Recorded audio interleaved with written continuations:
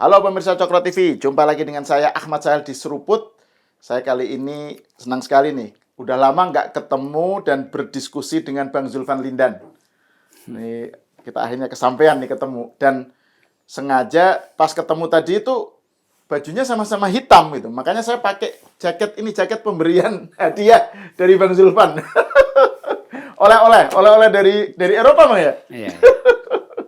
Jadi saya pakai lagi, siapa tahu nanti dapat lagi. Mas Zulfan gimana? Sehat? Sehat, alhamdulillah.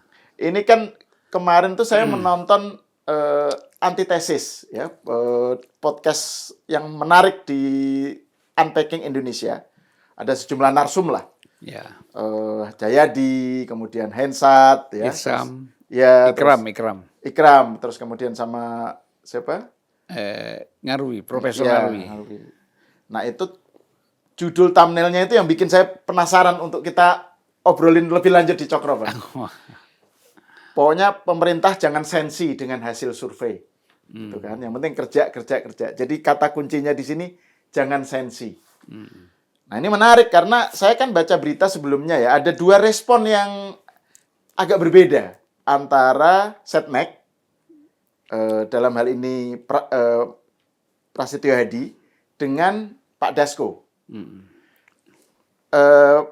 Mas Pras bilang pemerintah fokus kerja, bekerja itu bukan untuk tujuan survei, tapi untuk kepentingan rakyat gitu. Jadi kayaknya saya nggak tahu apakah dia menganggap sepi, menganggap remeh hasil survei atau itu denial atau apa. Pokoknya pemerintah bekerja itu bukan untuk survei, katanya gitu.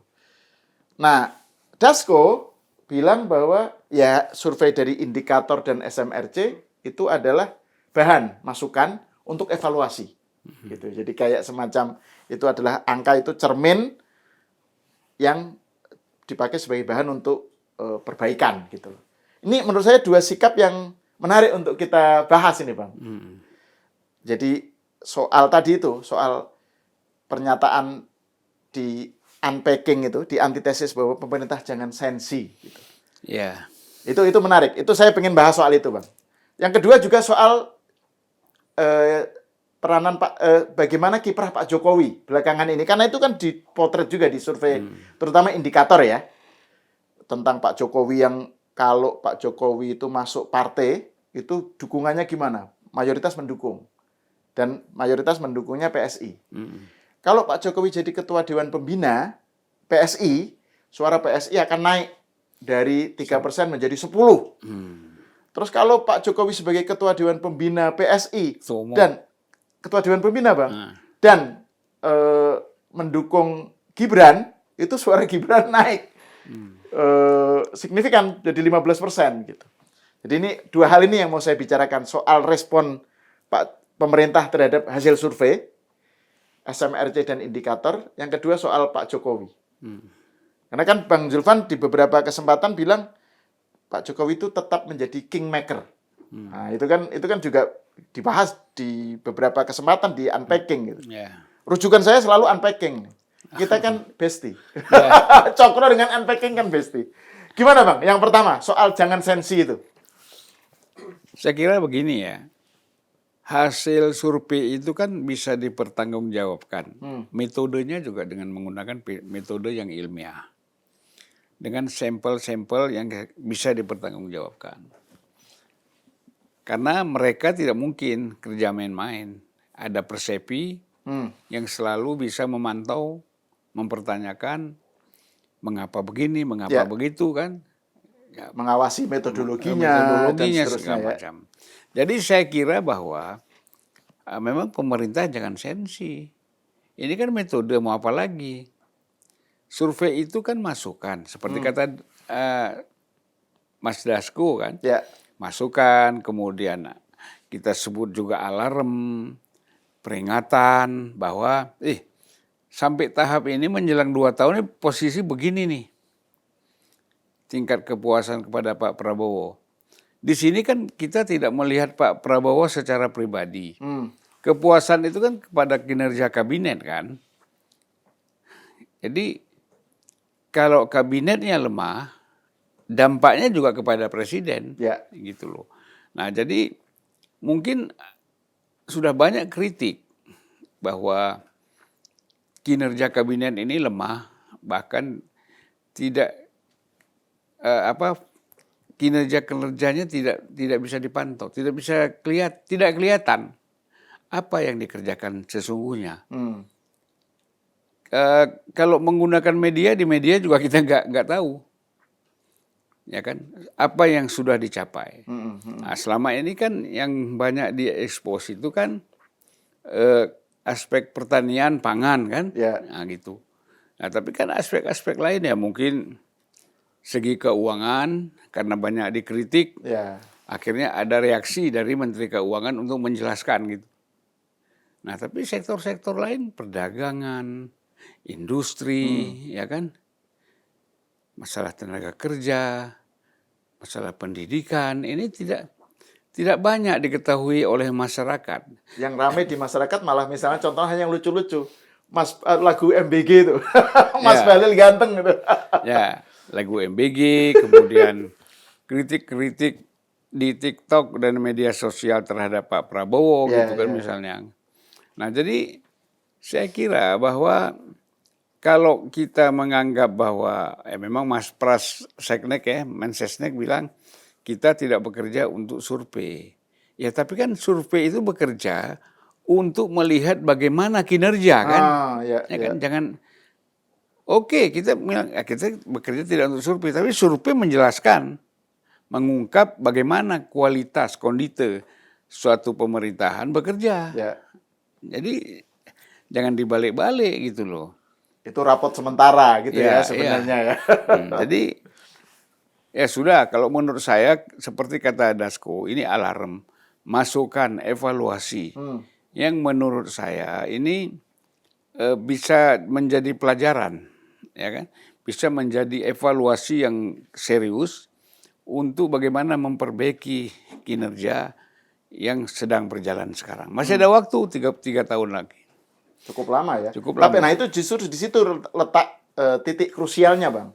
Kan memang kalau kita lihat hasil surveinya kan memang sangat mencengangkan ya. Tingkat kepuasan Pak Prabowo dalam waktu 8 bulan itu drop dari akhir tahun lalu itu 81%. Sekarang 51. Bahkan indikator bilang 49, dan di bawah 50 kan. Ya tapi itu 11-12 lah dengan SMRC ya. Terus juga sumber ketidakpuasan itu adalah soal tata kelola pemerintahan yang dianggap mengecewakan publik, kemudian isu ekonomi, inflasi, soal-soal tenaga PHK macam-macam ya. Terus yang ketiga soal pemberantasan korupsi, soal penegakan hukum. Terus ditambah dengan program andalan Pak Prabowo itu juga tingkat kepuasan publiknya atau dukungannya itu merosot jauh.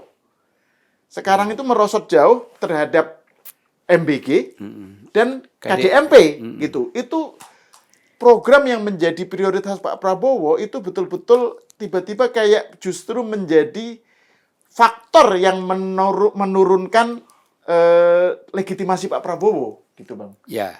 Nah, dan itu kalau kemudian ada survei lagi kan di situ, ada survei mengenai elektabilitas.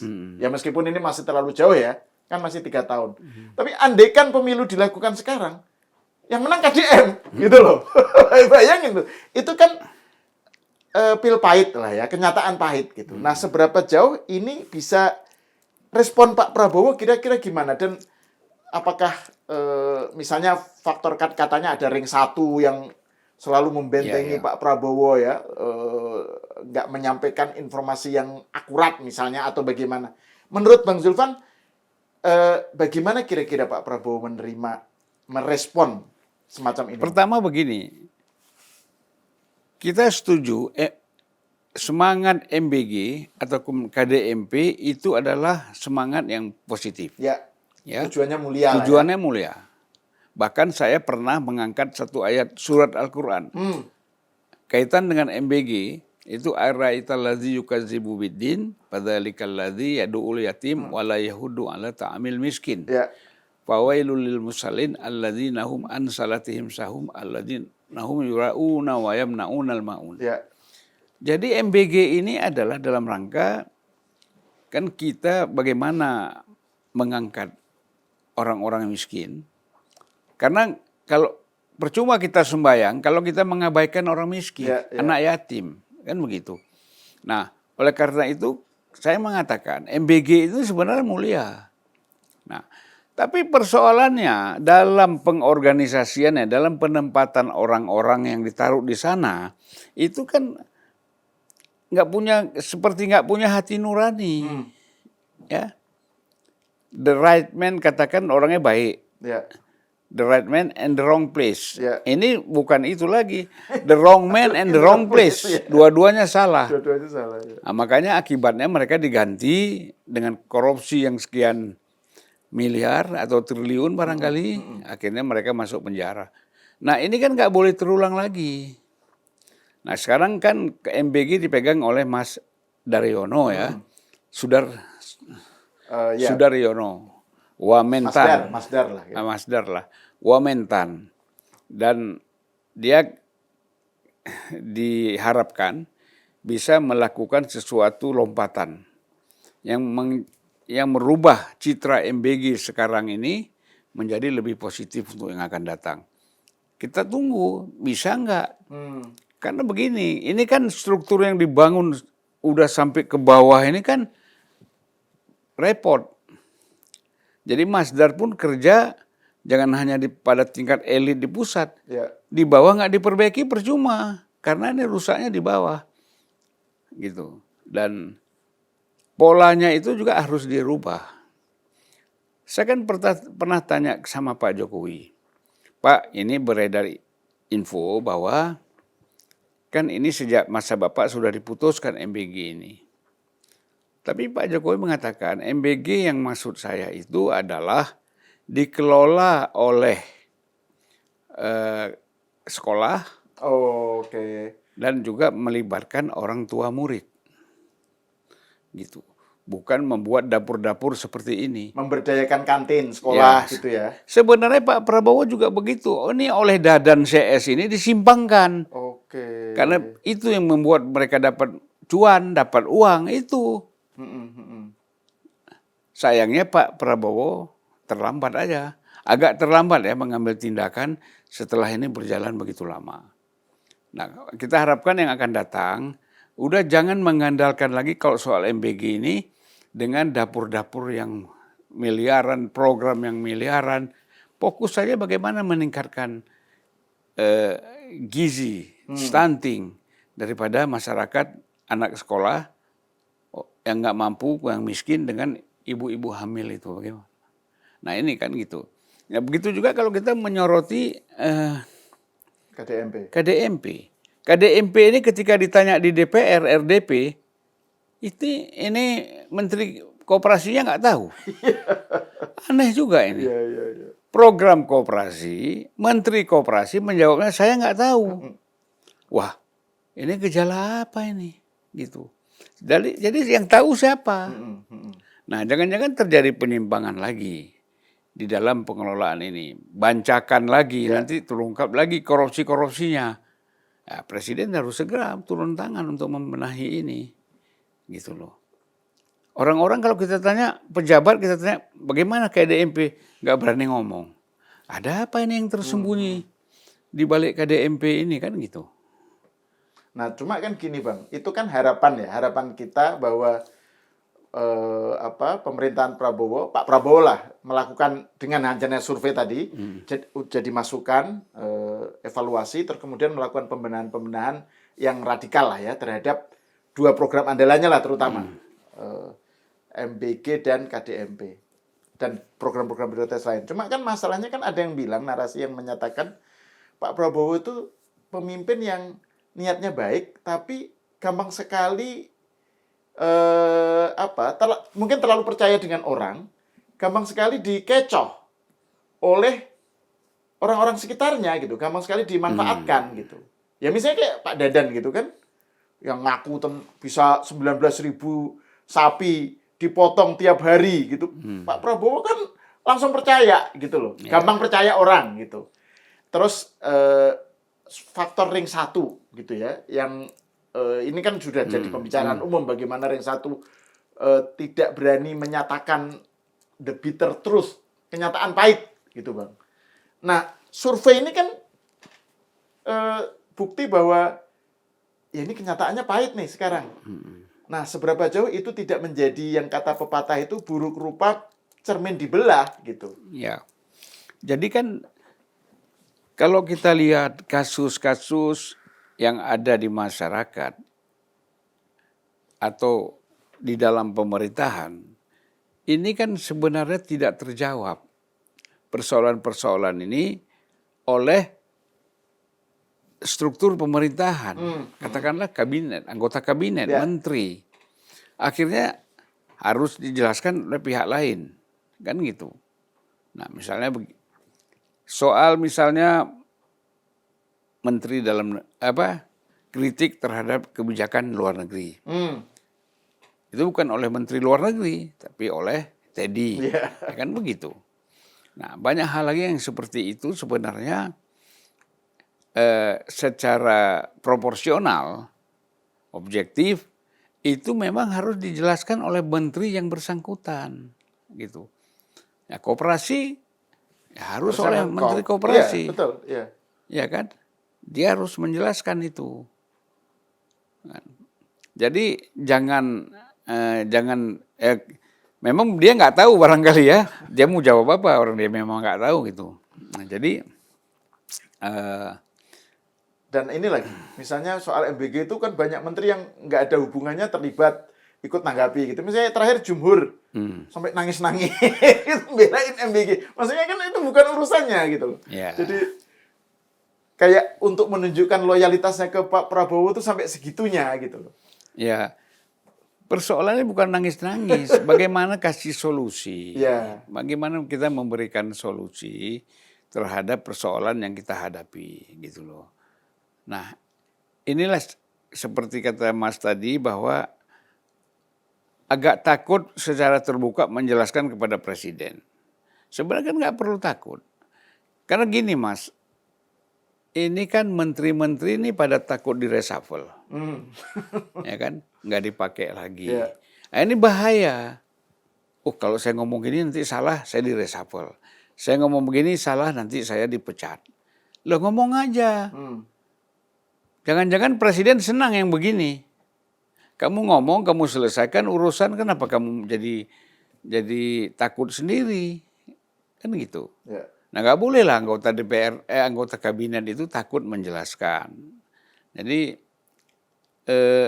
menurut saya, dan itu yang mungkin jadi salah satu penyebab kabinet nggak bergerak ya sebagai mesin ya. Itu kayak nggak berjalan yang efektif gitu Bang ya. Ya karena kekhawatiran, ya, mereka khawatir akan mendapat panis dari presiden. Padahal bagaimana masyarakat tahu, bagaimana presiden tahu kinerja kalian kalau seandainya tidak bicara di masyarakat. Sekarang kan di TV, media sosial banyak sekali yang bisa, masing-masing menteri bisa bikin podcast sendiri kok. Ya kan, ngomong sendiri. Presiden aja ngomong sendiri itu. Iya kan? Yang meskipun kemudian tetap aja banyak menimbulkan kegaduhan. Kegaduhan, iya. Misalnya soal nuklir Iran itu kan, itu kan sampai sekarang masih ramai nih Bang. Iya. Nah, itu juga masalah itu Bang, soal komunikasi publik ya dari presiden. Itu kan dianggap, ini kan disebut oleh Mas Jayadi juga di podcast Antitesis ya. Jadi selain soal kekecewaan publik terhadap hal makro ya, yang soal tata kelola pemerintahan, soal ekonomi ya, terus kemudian pemberantasan korupsi ya, penegakan hukum, juga ada soal kekecewaan atau problem yang istilahnya Jayadi itu non fundamental lah ya, soal komunikasi tentang kebijakan dan komunikasi politik. Komunikasinya Pak Prabowo yang seringnya nggak pakai teks, itu yang jadi masalah kan. Nah itu gimana menurut Bang Zulfan itu soal pernyataan-pernyataan Pak Prabowo yang kadang-kadang malah justru menimbulkan kayak kontraproduktif gitu? Ya kan sekarang kan begini, dia presiden, dia menjelaskan sesuatu mungkin tidak disampaikan ada kritik-kritik terhadap pidato dan kebijakan presiden kepada oleh kelompok yang ring satu ini. Ya kan, sampaikan kepada presiden, Pak ini tanggapannya begini, ini gini. Karena orang harus tahu, otokritik itu kan biasa. Ya kan, kita mengkritik diri sendiri itu biasa. Jadi bahwa begitu presiden pidato, kemudian ada reaksi dari masyarakat, ketidakpuasan, ketidaksenangan, dianggap segala macam. Nah, kasih masukan kepada presiden, sehingga presiden bisa mengevaluasi. Kalau presiden tidak disampaikan, bagaimana presiden mau evaluasi? Dia merasa bagus saja semuanya. Nah, inilah fungsi yang kita sebut ring satu itu kan ada macam-macam kan. Katakanlah di kabinet itu kan ada Bakom, ada Menteri Komdiji, ada Menteri Setnek ya, ada Mensesnek, ada Menseskap. Itu mesti menyampaikan kepada presiden bahwa problem sesungguhnya di tengah-tengah masyarakat itu seperti ini. Ya, jangan menjawab misalnya kita tidak kerja untuk survei. Jangan, itu malah kontraproduktif. Harus dilihat bahwa survei ini adalah evaluasi dan masukan.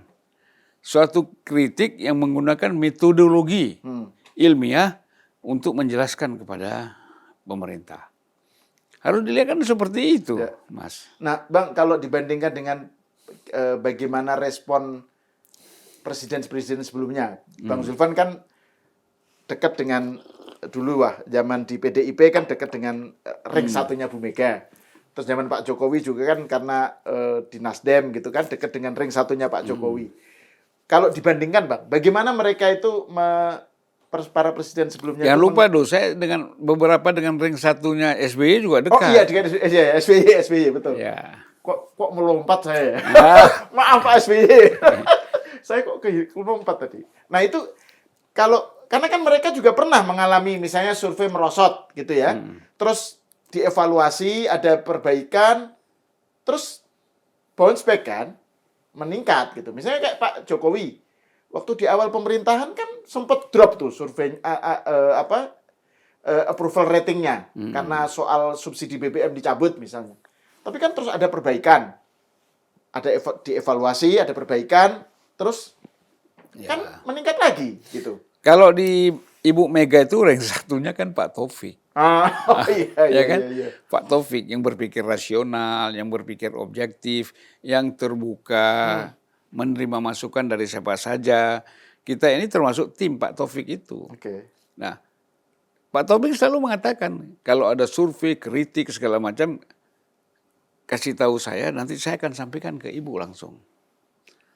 Nah, nanti biasanya Mas Taufik 1 hari 2 hari, Pak Mega udah terima tuh masukan, dan nanti akan dijelaskan kepada menteri dalam rapat di istana misalnya.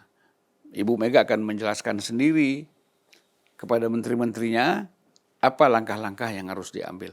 Pada prinsipnya saya kira ya mesti ada orang-orang seperti itu yang memang bisa menjelaskan kepada presiden bahwa situasi sebenarnya seperti ini. Dan apa saja Mas Taufik itu menerima dari kita dan langsung dia sampaikan. Nah kalau Pak Jokowi kan saya mendengar sendiri dari Pak Surya Paloh misalnya. Pak Surya Paloh kan rank 1+ gitu ya. 1+. Dengan Pak Jokowi ya, betul, sebelum mencalonkan Anies. Iya. Nah selalu kita kasih masukan kepada Bang Surya. Kalau rapat-rapat itu kan gimana nih, saya besok mau temu presiden nih, apa masukan yang saya sampaikan kepada presiden. Disampaikan. Nanti pulang dari sana dijelaskan lagi, presiden yang ini terima, ini salah nih, segala macam lah. Jadi menurut saya bahwa memang harus ada orang-orang yang mendampingi presiden dan akan menerima masukan, bahkan mungkin di luar kabinet ya, kayak seperti Mas Taufik di luar kabinet, walaupun suami presiden. Bang Surya Paloh di luar kabinet, dia ketua umum partai. ya kan, yang selalu kapan saja bisa komunikasi dengan presiden, setiap detik. Dan mereka bukan tipe tokoh yang tidak segan. Maksudnya mereka ini kan tokoh-tokoh yang berani menyatakan kenyataan pahit, Ya. ya, kebenaran yang pahit kepada Presiden waktu itu, Bu Mega, Pak SBY, Pak Jokowi. Tapi karena mereka ini kan senior-senior, Bang. Jadi misalnya Ya. Pak Surya dengan Pak Jokowi kan Pak Surya berani lah ngomong, Pak jangan begitu Pak, misalnya. Atau Ya. misalnya Pak Luhut misalnya.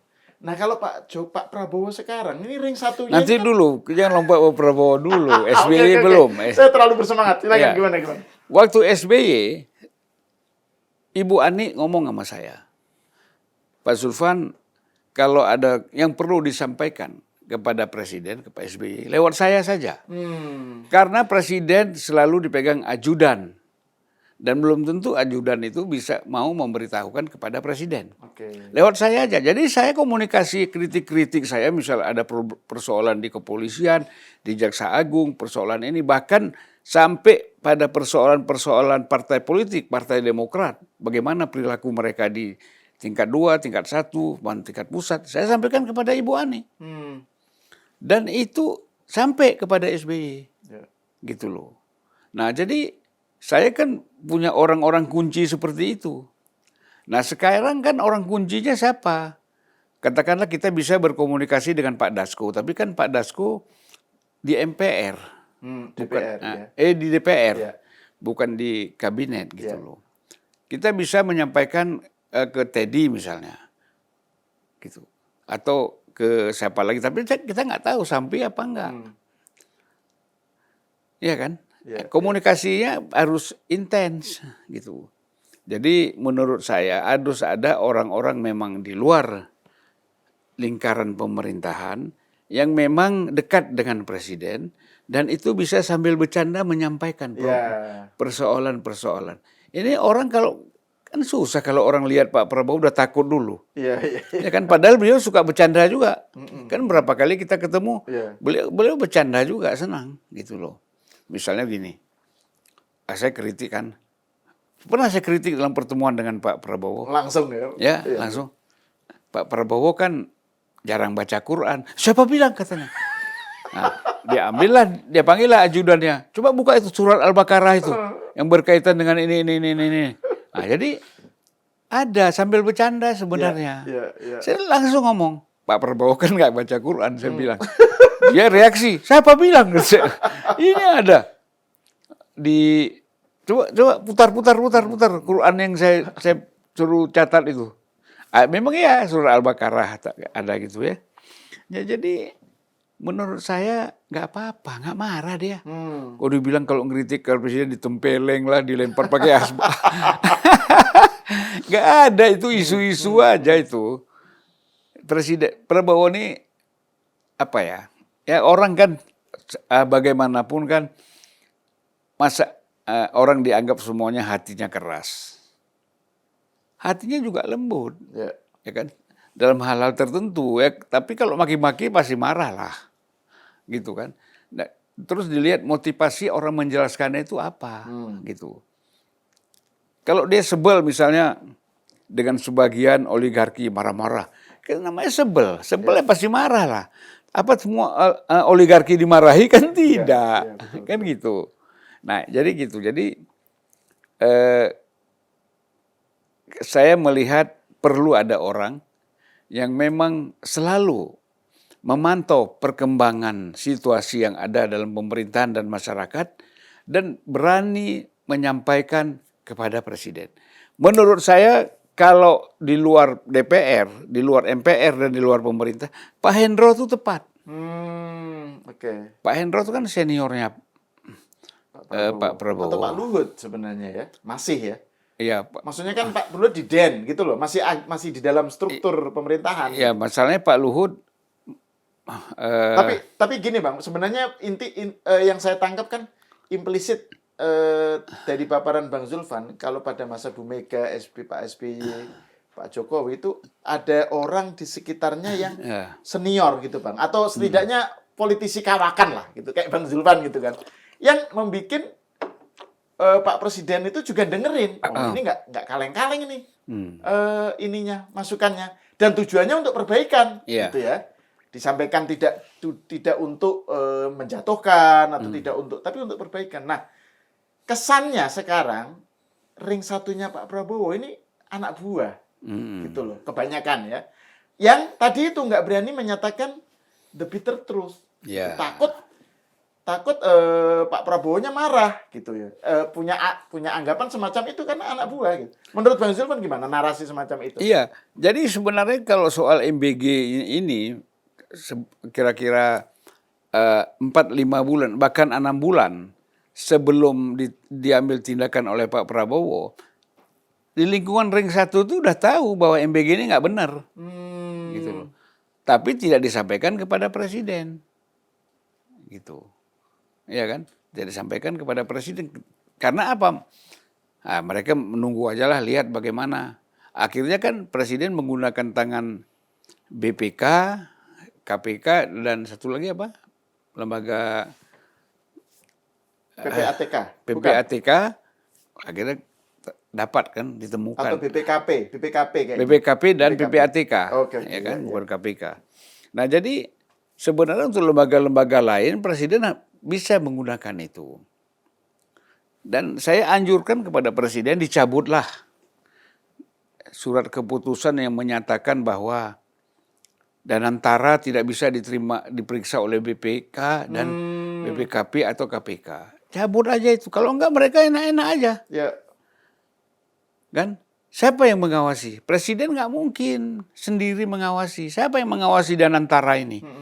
Jadi kita mengharapkan. Sampai sekarang belum ada laporan keuangannya. Enggak, makanya. Bagaimana mau besar perusahaan yang segede itu dia kelola, tidak ada kontrol, tidak ada pengawasan. Ya kan? Ada orang enak-enak aja tidur di atas uang itu. Kayak tikus kita kasih peti, ada lumbung padi, kita nggak ada ngawasin, tikus tuh lama-lama makan terus kan. Nah, kita tidak menuduh bahwa Danantara ini korupsi ataupun penyimpangan, tapi kan lebih bagus kalau ada pengawasan, kontrol. Semua dalam bidang apapun kontrol yang paling penting. Nggak ada kontrol ya nggak bisa. Image orang akhirnya macam-macam. Ada mau ngambil duit nih, karena BPK nggak ada, KPK nggak bisa masuk, BPKP nggak bisa masuk, wah ada bancakan di sini. Makanya saya kira yang rasional bahwa Danantara memang harus ada pengawasan, kontrol yang ketat. Karena ini perusahaan negara, boleh dibilang tulang punggung ekonomi negara untuk negara ini bisa berkembang. Ini soal Danantara ini kayaknya perlu satu konten terpisah nih Bang. Menarik ini soalnya. Tapi saya mau pancing dulu. Iya. Pancing dulu. Tapi memang itu poin penting itu soal nggak adanya pengawasan itu bisa menjadi justru bom waktu buat Danantara. Nah, tapi saya mau bahas yang segmen berikutnya Bang, tentang terkait juga dengan hasil survei SMRC dan indikator soal Pak Jokowi. Kan Bang Zulfan beberapa kali di unpacking itu kan menyatakan Pak Jokowi itu kingmaker. Dan menyatakan bahwa ya skenario 2029 bisa nggak tunggal gitu, bisa dalam berbagai ada berbagai versi lah gitu ya. Tapi Jokowi tetap posisinya kingmaker. Nah, di survei SMRC dan indikator kemarin itu terkonfirmasi tentang betapa masih kuatnya pengaruh Pak Jokowi dan bagaimana kalau Pak Jokowi mendukung satu partai tertentu gitu, PSI gitu misalnya, yang tadi kita obrolkan di awal.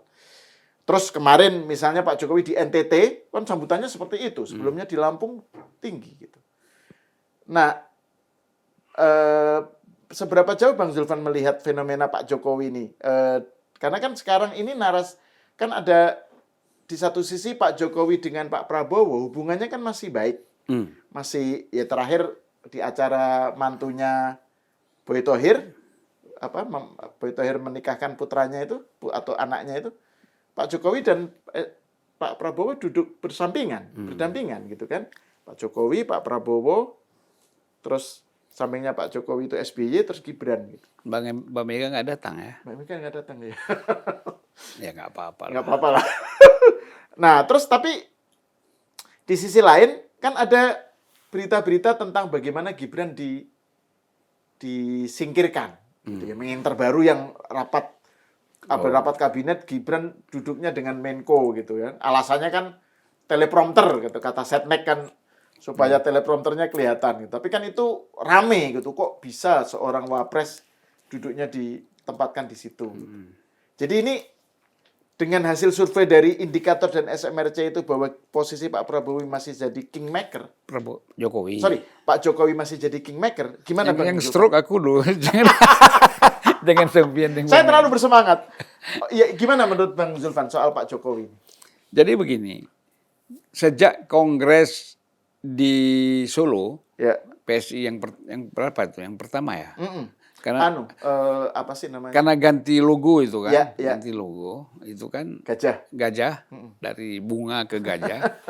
Itu kan di situ Pak Jokowi berpidato bahwa saya hadir tepat di depan Pak Jokowi itu. Hadir dan ngasih materi. Ya, hadir dan mengasih materi bahwa Pak Jokowi menyatakan Pak Jokowi itu all out untuk memenangkan PSI.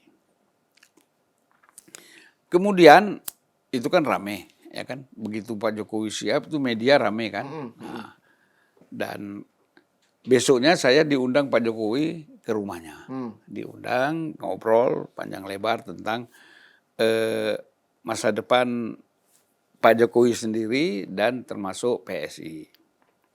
Ya beliau waktu pertama kali itu mengatakan bahwa saya paling ketua Dewan Pembina. Belum menjurus kepada ketua umum nih. Karena ketua umumnya kan Kaisang, sudah terpilih waktu itu. Nah,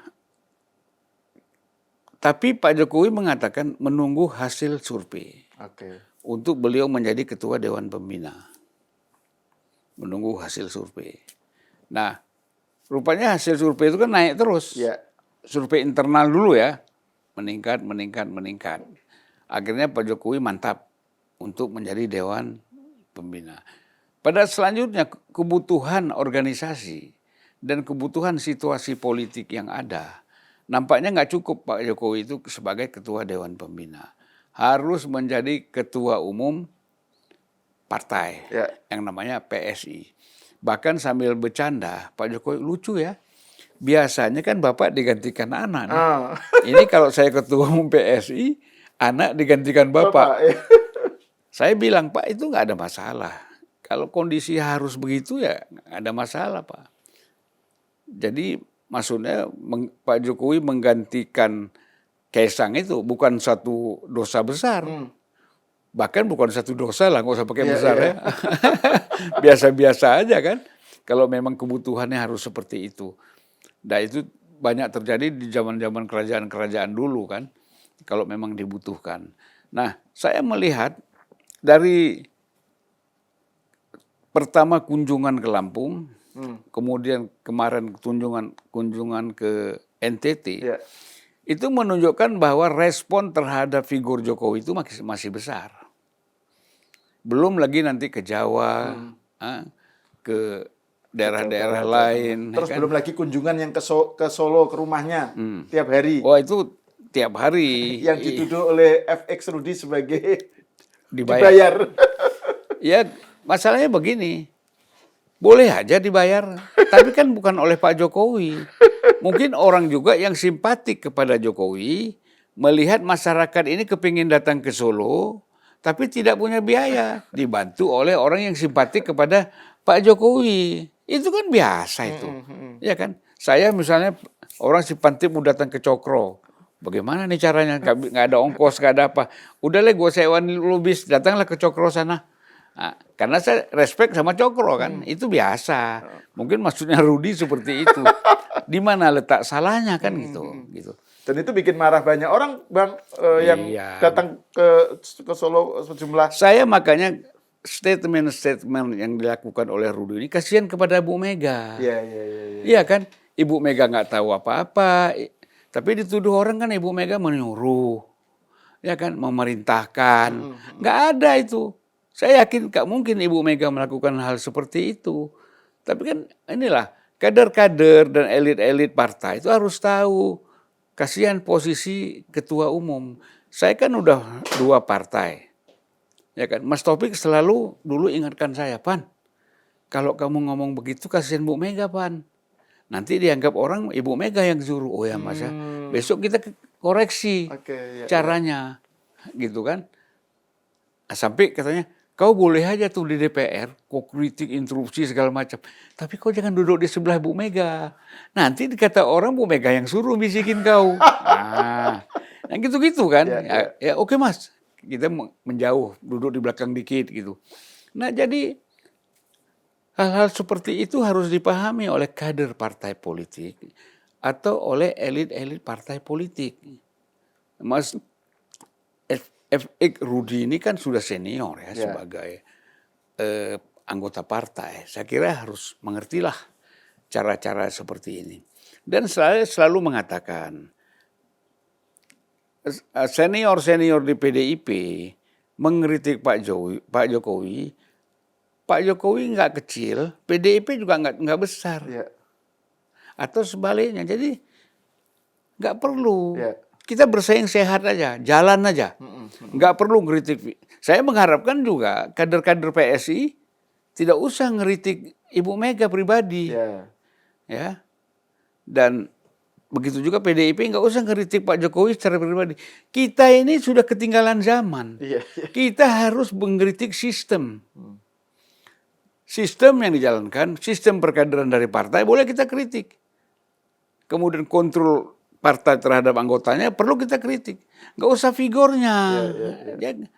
Kenapa tendensius kita mengkritik figurnya? Inilah menurut saya bahwa kita salah set dalam politik kita.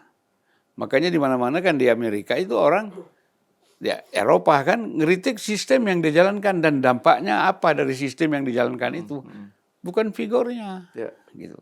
Itu baru kita berpolitik secara sehat, Mas. Gitu. Nah, kembali ke soal Pak Jokowi tadi. Nah, jadi Pak Jokowi kan jelas waktu belum ada expose oleh indikatornya sih, bahwa kalau dia ini survei internal ya menyatakan bahwa kalau dia itu sebagai Dewan Pembina itu PSI 7-10%.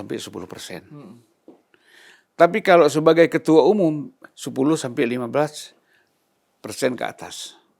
Nah berarti kan saya langsung bilang sama Pak Jokowi waktu di Solo, ya sepatutnya nih Bapak harus segera jadi ketua umum. Dan ini malah justru yang pertemuan paling akhir ya Bang ya? Pertemuan beberapa bulan lalu. 2 bulan yang lalu lah. 2 bulan lalu. Terus menurut Pak Jokowi gimana? Ya. Pak Jokowi kan orangnya slow ya, slow, tidak reaktif terus. Oh ya Pak ya begitu ya. Dia kan santai aja. Ya dipertimbangkan lah katanya gitu kan. Nah, dan yang beri masukan untuk beliau menjadi ketua umum kan bukan saya aja, banyak lah ya kan, banyak. Dan hasil-hasil survei juga menyarankan seperti itu. Jadi memang supaya asosiasi antara Jokowi dengan PSI itu makin kental ya. Jadi jangan ada pihak yang takut kalau Pak Jokowi jadi ketua umum. Sinergi aja. Mungkin nanti Pak SBY dengan Pak Jokowi bisa sinergi. Apa artinya Demokrat dengan PSI bisa sinergi, ya kan? Dengan PDIP siapa tahu, ya kan? Kan tidak ada yang abadi. Ketua umum itu kan tidak abadi. Ada bisa jadi perubahan, bisa sesuatu yang terjadi, ya kan? Yang abadi itu cuma Allah Subhanahu Wa Taala kan. Nah jadi kita berpikir gitu bahwa satu saat kita bisa jalan bersama-sama. Sekarang belum bisa, nanti satu saat bisa. Oleh sebab itu kita nggak perlu benturan, iya kan? Nah langkah-langkah ini sebenarnya sudah diambil oleh Pak Prabowo, ya kan? Datangin Bu Mega, dekat sama Jokowi, dekat juga sama SBY, dengan siapa lagi kan? Itu kan dalam rangka merajut kebersamaan dan silaturahim kan? Nah, cuman kan kembali lagi masing-masing ini ribut lagi kan gitu. Kadernya tidak terkontrol, Iya, iya, iya. gitu. Nah itu misalnya kan soal kadernya tidak terkontrol itu kan misalnya dengan adanya hasil survei SMRC dan indikator yang menunjukkan Pak Jokowi sebagai kingmaker itu masih ampuh gitu Bang. Itu kan bisa bikin sensi juga itu Bang. Maksudnya kan khawatir. Misalnya saya nggak tahu apakah dari Gerindra atau dari timnya Pak Prabowo apa yang melihat ini sebagai ancaman gitu. Terus makanya Gibran disingkirkan segala. Menurut Bang Zulfan gimana itu? Seberapa jauh kayak gitu tuh berdampak? Saya nggak yakin itu adalah dari Pak Prabowo. Prabowo tidak mungkin ingin menyingkirkan Gibran, ya kan? Atau ingin berpisah dengan Pak Jokowi, itu saya tidak yakin. Paling tidak sampai menjelang 2029 ya. Nah, itu kita lihat di situ. Nah, siapakah yang tidak respect kepada Gibran? Tentu ada orang-orang yang dekat sama Pak Prabowo kepengen menggantikan posisi Gibran. Oke, ya, ya. Merasa pantas menjadi wakil presiden untuk yang akan datang. Atau bukan mereka sendiri, tapi ada klik. Ada di sini ada oknum-oknum yang bekerja sama untuk mengecilkan posisi Gibran dan nanti mereka mau ngambil alih. Itu kan. Nah, ini saya kira bahwa merugikan Pak Prabowo. Merugikan juga kita bangsa ini. Yeah. Kalau wakil presiden dengan presiden itu pecah. Kan pernah juga ini terjadi pada periode pertamanya SBY. Bagaimana tidak komunikatifnya presiden dengan wakil presiden. Yaitu Pak SBY dengan Pak JK. Ya Pak JK tuh ngeluh ke saya loh. Saya ini kadang-kadang hebat juga ya. Iya loh, presiden, wakil presiden itu ngeluh. Kadang-kadang sih Bang Zulfan. Iya, bayangin Pak JK ketua PBHMI masuk di PDIP gitu kan. Pak JK tuh pernah ngomong waktu menjelang Pilpres 2014 ya. 2009. Kan 2004, iya, 2009. Iya. Pak JK dengan Pak Wiranto. Iya, pernah bilang, waduh ini presiden udah pulang dari luar negeri, saya nggak dipanggil-panggil. Minta waktu belum dikasih. Gitu. Nah, makanya renggang, akhirnya pecah kongsi maju sendiri kan. Gitulah. Itu pernah terjadi. Nah, jadi kita tidak mengharapkanlah seperti itu. Jadi harmoni-harmoni lah Pak. Kita harapkan jangan karena provokasi orang-orang dekat Pak Prabowo dan orang-orang dekat Pak Jokowi untuk membelah antara Pak Jokowi dengan Pak Prabowo itu jangan sampai terjadi. Kita mengharapkan ini negara ini utuh, yaitu Pak Prabowo maju lagi, kemudian Gibran wakil presiden maju lagi. Jadi keberlanjutan lanjut terus. Terus dan kalau enggak dua-duanya bisa kalah. Kalau maju masing-masing bisa kalah. Mengingat KDM sudah 44%. Ya kan? Iya. Nah, jadi ya kita sedang aja kan persaingan ketat. Ya kan? Nanti akan terjadi lagi antara saya nggak tahu KDM maju apa enggak. Tapi saya kira KDM lebih bagus memilih gubernur 2 kali lah. Belum beres di Jawa Barat, ya kan? Jadi Jawa Barat dibereskan dulu, dia 2 kali jadi gubernur, nanti surveinya udah 90% untuk 2034 ya. Nah, masih muda dia, bisa langsung maju, makin matang, makin matang.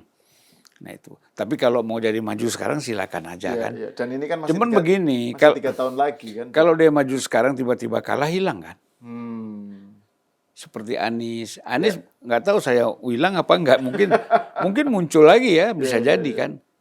Ya kalau punya potensi, punya dukungan ya bisa muncul lagi kan. Gitu Mas. Artinya kalau kalau nggak punya dukungan ya enggak. Ya gitu. enggak.